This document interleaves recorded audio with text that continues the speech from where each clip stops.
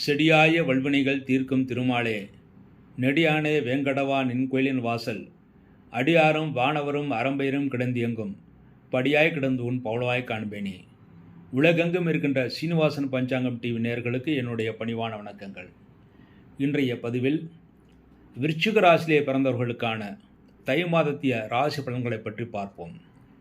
விருச்சிக ராசி, விசாகம் 4வது பாதம், அனுஷம், கேட்டை இந்த நட்சத்திரங்களை பிறந்த விருச்சிக ராசி நண்பர்களே, இந்த வாரம் உங்கள் ராசிநாதன் செவ்வாய் உங்கள் ராசிக்கு 2ஆம் இடம் இருக்கிறார். இந்த மாதத்திலே கடன் வாங்கி வீடு நிலம் வாங்குவதற்கு, மேலும் புதிய வாகனங்களை வாங்குவதற்கு மிக ஏற்ற மாதமாக அமைந்திருக்கிறது. உங்கள் ராசிக்கு 2ஆம் இடத்தில் புதன், செவ்வாய், சுக்கிரன் ஆகிய கிரகங்கள் இருப்பது விரைவில் திருமண வாய்ப்புகள் இருக்கிறது. அதற்கான முயற்சிகள் நீங்கள் தாராளமாக செய்யலாம். குடும்பத்திலே நல்ல உறவுகள் ஏற்படும். உறவினர்களுடைய வருகை, உறவினருடைய சேர்க்கை இந்த மாதத்தில் உங்களுக்கு ஏற்படும். உங்கள் ராசிக்கு 3ஆம் இடத்தில் சூரியன் இருப்பது தைரியமாக காரியங்களை செய்து வெற்றியை பெறுவீர்கள். நல்ல புத்திசாலித்தனத்துடன் காரியங்களை செய்து அதன் நன்மைகளையும் பெறுவீர்கள். தாய் தந்தையுடைய அனுகூலம் உங்களுக்கு நன்றாக இருக்கும். உங்கள் ராசிக்கு 4ஆம் இடத்தில் சனி பகவான் இருப்பது மாணவர்கள் மிகுந்த கருத்துடன் படித்தால் மட்டுமே நல்ல மதிப்பெண்களை பெற முடியும். இந்த மாதத்திலே டிவி பார்ப்பது, மேலும் கேளிக்கை விஷயங்களில் ஈடுபடுவதெல்லாம் சிறிது குறைத்து கொண்டால் மட்டுமே மாணவர்கள் நல்ல மதிப்பெண்களை பெற முடியும். 4ஆம் இடத்தில் சனி பகவான் இருப்பது சிறிது மறதி வருவதற்கான வாய்ப்புகள் இருக்கிறது. ஆகவே நன்றாக ஊன்றி கருத்துடன் படித்தால் மட்டுமே நல்ல மதிப்பெண்களை பெற முடியும். தாயின் ஆரோக்கியத்தில் சிறு பின்னடைவு ஏற்பட்டு பிறகு சரியாகும். தாய்க்கு உடல் வலிகள் வருவதற்கான வாய்ப்புகள் இருக்கிறது. ஆகவே தாயின் ஆரோக்கியத்தில் எச்சரிக்கை தேவை. மற்றபடி கண்டங்கள் எதுவும் கிடையாது. உங்கள் ராசிக்கு 5ஆம் இடத்தில் ராகு பகவான் இருப்பது குழந்தைகளுடைய ஆரோக்கியத்தில் சிறு பின்னடைவு ஏற்பட்டு பிறகு சரியாகும். உங்களுக்கும் உங்கள் குழந்தைகளுக்கும் சிறு சிறு கருத்து வேற்றுமைகள் ஏற்பட்டு பிறகு சரியாகும். ஆனால் பெரிய பிரச்சனைகள் எதுவும் ஏற்படுத்தாது. குழந்தைகளுடைய ஆரோக்கியத்திலும் சிறிது அக்கறை தேவை. 6ஆம் இடத்தில் குரு பகவான் இருப்பது இந்த மாதத்திலே மற்றவர்களுக்காக ஜாமீன் போடுவதை தவிர்த்து விடுவது நல்லது. சுப செலவுகளுக்கு தவிர மற்ற செலவுகளுக்காக, வீண் செலவுகளுக்காக கடன் வாங்குவதை தவிர்த்து விட வேண்டும்.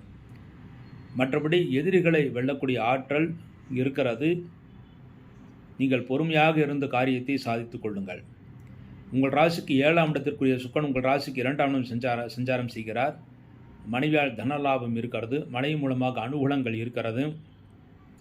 கணவன் மனைவி இருவரும் ஒற்றுமையாக இருந்து நல்ல காரியங்களை செய்வீர்கள். தெய்வ தரிசனம் கிடைப்பதற்கான வாய்ப்புகள் நிறைய இருக்கிறது. இந்த மாதம் குலதெய்வ தரிசனம் செய்வது உங்களுக்கு மிக உத்தமமானது.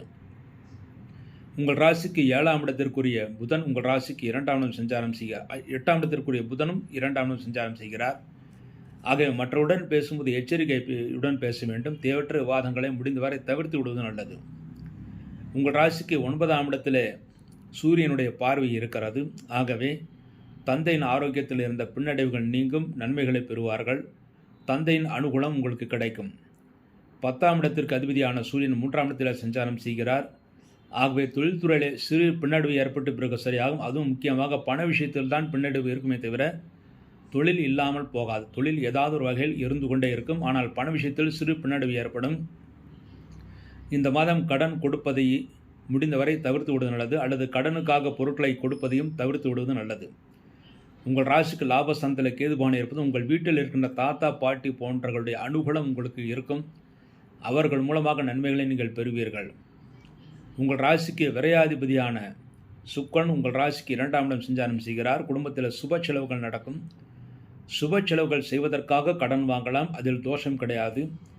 மற்றவர்களுக்கு கடன் கொடுப்பதற்காகவோ, ஜாமீன் போடுவதற்காகவோ, அல்லது மற்றவர்களுக்கு உதவும் எண்ணத்திலோ கடன் வாங்குவதை தவிர்த்து விட வேண்டும். மேலும் ஸ்பெகுலேஷன் துறையிலே, அதாவது நாளை விலை ஏறும் என்று நினைத்து பொருட்களை வாங்குவதற்காக கடன் வாங்குவதையும் தவிர்த்து விட வேண்டும்.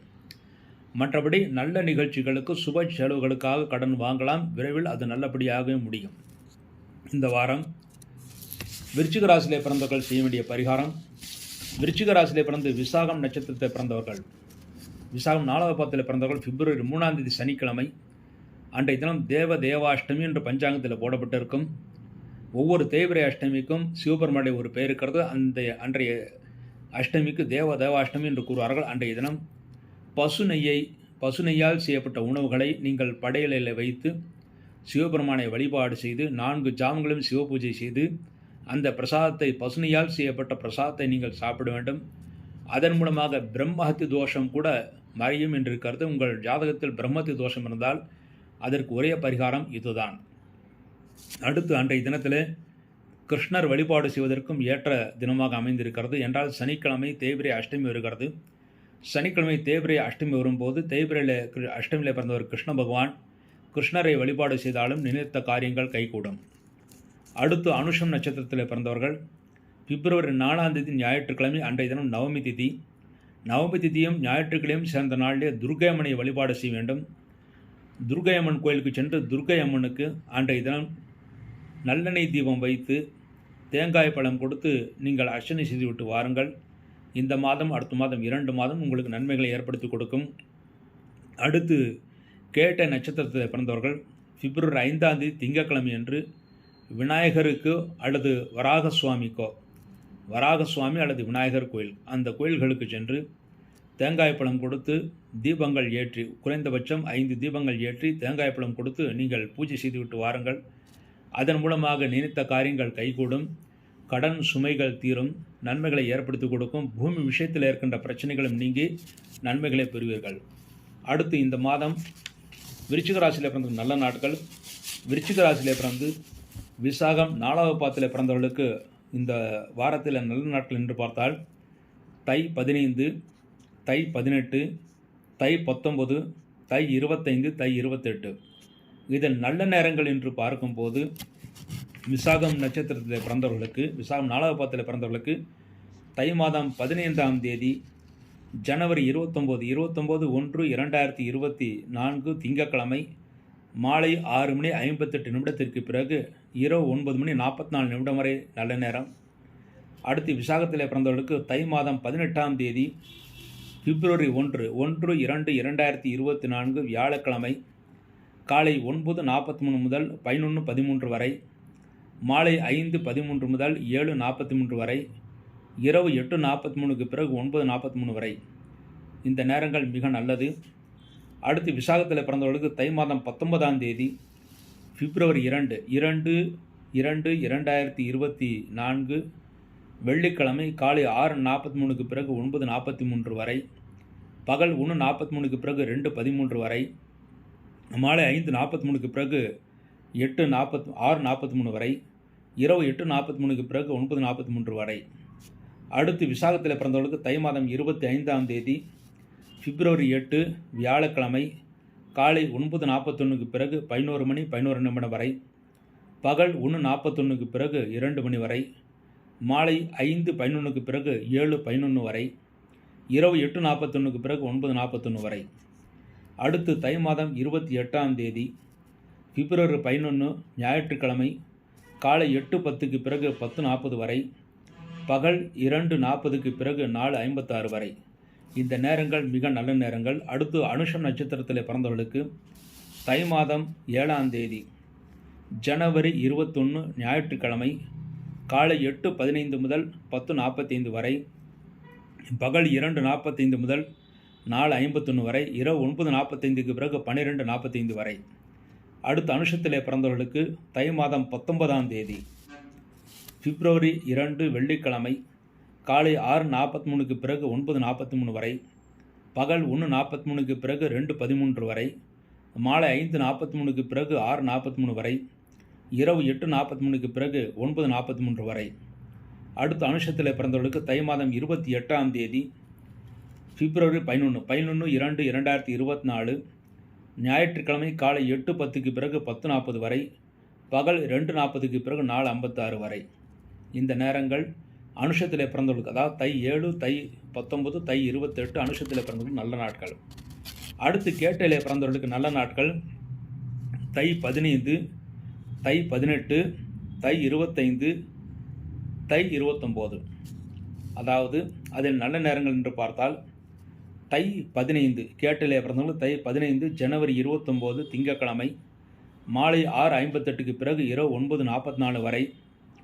அடுத்து கேட்டையிலே பிறந்தவர்களுக்கு தை 18 பிப்ரவரி 1 வியாழக்கிழமை காலை 9:43 பிறகு 11:13 வரை, மாலை 5:13 பிறகு 7:43 வரை, இரவு 8:43 பிறகு 9:43 வரை.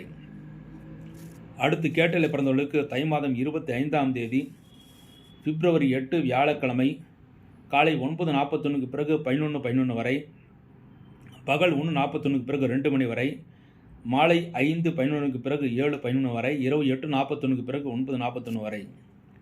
அடுத்து கேட்டலை பிறந்தவர்களுக்கு தை 29 பிப்ரவரி 12 திங்கட்கிழமை மாலை 6:49 பிறகு 6:39 பிறகு 9:39 வரை. இந்த நேரங்கள் மிக நல்ல நேரங்கள். இந்த நேரங்கள் சுபஹோரை நல்ல நேரங்கள், சுப நாட்களில் வருகின்ற சுபஹோரை நல்ல நேரங்கள்.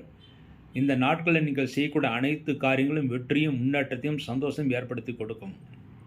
மேலும் இந்த நாட்கள் எல்லாம், இந்த நேரங்கள் எல்லாம், குறிப்பிட்ட நேரங்கள் எல்லாம் சூரிய உதயத்துக்கும் அஸ்தமனத்துக்கும் தகுந்தபடி அட்ஜஸ்ட் செய்து மிக நுணுக்கமாக கணித்து கொடுக்கப்பட்டது. இந்த நேரங்களில் நீங்கள் நல்ல காரியங்களை செய்து பயன்பெறுங்கள், நன்மைகளை நீங்கள் அடைய முடியும். அடுத்து எம்முடைய ஸ்ரீனிவாசன் பஞ்சாங்கம் வெளிவந்து விட்டது. ஸ்ரீனிவாசன் பஞ்சாங்கம் சுபமுகூர்த்த நாட்கள். மேலும் புதிதாக ஒரு புத்தகம் சர்வமுகூர்த்த நாடி என்று சொல்லக்கூடிய புத்தகம். இந்த புத்தகங்களில் சர்வமுகூர்த்த நாடி என்னும் புத்தகத்தில் நல்ல காரியங்கள் எப்பொழுது செய்ய வேண்டும், எந்த லக்னத்தில், எந்த ராசியில், எந்த நட்சத்திரத்தில் செய்ய வேண்டும், எவ்வாறு செய்ய வேண்டும், அதனால் என்ன நன்மைகள் என்றெல்லாம் எழுதியிருக்கிறோம். இதை ஒவ்வொரு வாசகர்களும் அதை படித்து தெளிவது மிகவும் சிறப்பானது. மேலும் ஜோதிடர்களும் பொதுமக்களும் இந்த புத்தகத்தை வாங்கி பயன்பெறுமாறு கேட்டுக்கொள்கிறேன். இந்த புத்தகங்கள் பெறுவதற்காக அணுக வேண்டிய தொலைபேசி எண் 770-836-0082, அதாவது 770-836-0082. இந்த நிகழ்ச்சியில் பிடித்திருந்தால் உங்கள் நண்பர்களுக்கும் உறவினர்களுக்கும் இந்த நிகழ்ச்சியை ஷேர் செய்யுங்கள். அதன் மூலமாக நிறைய பேர் இதை பார்த்தால் மீண்டும் நல்ல நிகழ்ச்சிகளை, இதை போன்ற மிக நல்ல நிகழ்ச்சிகளை நாம் உங்களுக்கு கொடுக்க முடியும். இவ்வாறாக தை மாதத்திய ராசி பலன்களை விருச்சிக ராசியிலே பிறந்தவர்களுக்கு பார்த்தோம். மீண்டும் ஒரு நல்ல பதிவில் இணைவோம் என்று கூறி விடைபெறுகிறேன். நன்றி, வணக்கம்.